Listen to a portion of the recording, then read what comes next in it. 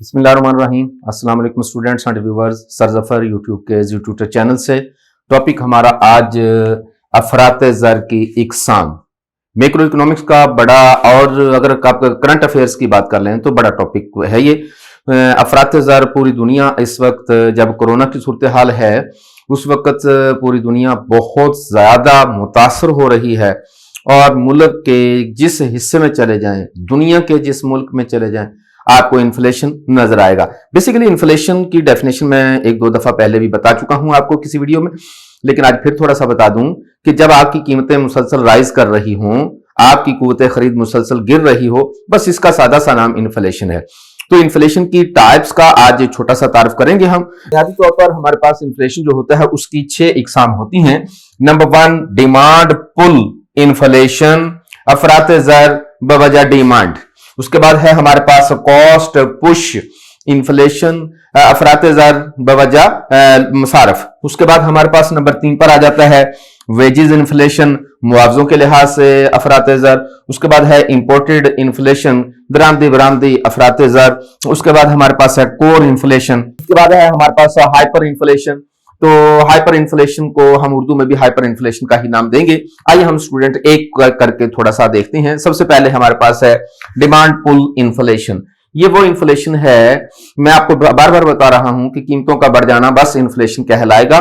तो demand pull inflation ये वो इन्फ्लेशन है जब आवाम चीजों की डिमांड बढ़ा दें, जब हमारी तलब ज्यादा हो जाती है, जब हम चीजों को ज्यादा खरीदते हैं, जब हम चीजों को डिमांड करते हैं, तो जाहिर है जो चीज ज्यादा डिमांड की जाएगी उस चीज के लिए दुकानदार नखरे भी करेंगे, प्रोड्यूसर हजरात भी नखरे करेंगे और वो चीज महंगी हो जाएगी।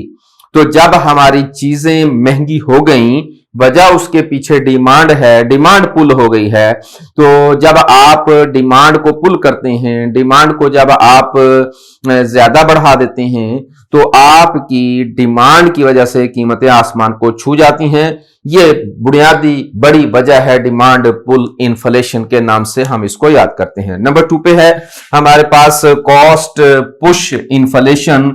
अच्छा, कभी कभी आप देखते हैं कि डिमांड में तो इजाफा नहीं हुआ, लेकिन कीमतों में इजाफा इसलिए हो गया कि रॉ मटेरियल महंगा हो गया, कॉस्ट ऑफ प्रोडक्शन महंगी हो गई, मसारफ पैदावार में ज्यादा हो गए। भाई जो चीज पहले 100 रुपए में बनती थी, अब प्रोड्यूसर को वो चीज जो है वो किसी न किसी वजह से 110 रुपए में पड़ी। तो जब वो 100 रुपए की चीज पैदा कर रहा था तो बेच रहा था सपोज 150 रुपए की, अब वो 120 रुपए की पैदा कर रहा है तो 150 की नहीं बेचेगा, वो ये समझेगा कि मेरा मुनाफा कम हो गया।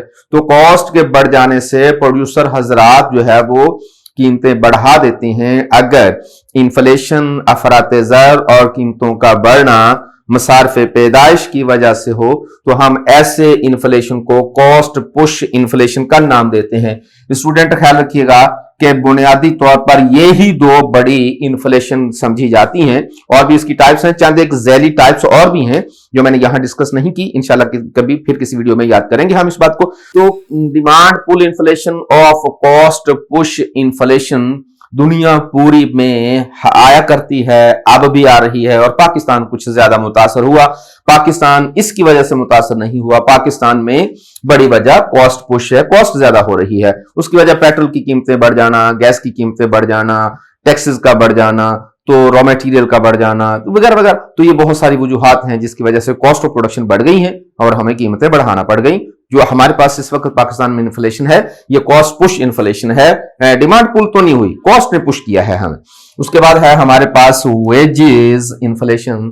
ये वो इन्फ्लेशन होती है जो कि मुआवजों के बढ़ जाने की वजह से होती है। मिसाल के तौर पर पहले मजदूर 1000 रुपए ले रहा था, अब वही मजदूर जो है वो 1500 रुपए वेजेस ले रहा है।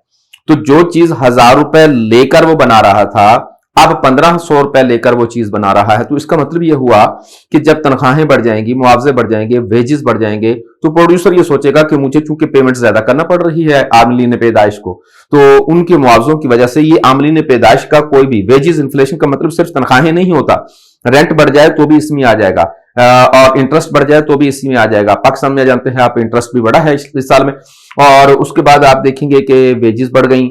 तो किसी भी किस्म की चारों आमलीन पैदाइश की वेजेस बढ़ गई तो उन वेजेस के बढ़ जाने से चूंकि बराह रास्त कॉस्ट में फर्क पड़ जाता है, इसलिए भी कीमतें ज्यादा हो जाती हैं। और जब हमारी वेजेस के बढ़ जाने से इन्फ्लेशन आए तो हम इसको वेज इन्फ्लेशन का नाम देते हैं या वेजेस इन्फ्लेशन का नाम देते हैं। उसके बाद है स्टूडेंट हमारे पास इंपोर्टेड इन्फ्लेशन। ये क्या इन्फ्लेशन है? ये दरअसल दरामदी बरामदी इन्फ्लेशन होता है। हम दूसरे मुल्कों से चीजें मंगवा रहे हैं, जब हम दूसरे मुल्कों से चीजें दरामद कर रहे हैं तो क्या उस मुल्क में कीमतें तो नहीं ज्यादा हो गई? अगर वो पहले $1 की थी, अब वो $2 की हो गई, तो वो पाकिस्तान में भी तो $2 की बिकेगी ना, पाकिस्तान में भी तो $2 की ही खरीदी जाएगी ना। पहले पाकिस्तान खरीद रहा था $1 पर, अब वो चीज खरीद रहा है $2 पर, तो सार्फिन को $1 वाली चीज जब $2 में हम बेचेंगे तो कीमत में ऑटोमेटिकली इजाफा होगा ही होगा। तो जब बैन अवी मंडियों में इन्फ्लेशन आ जाए तो उसका असर भी मुल्क में पड़ेगा, उसके असरात भी ममालिक में पड़ा करते हैं।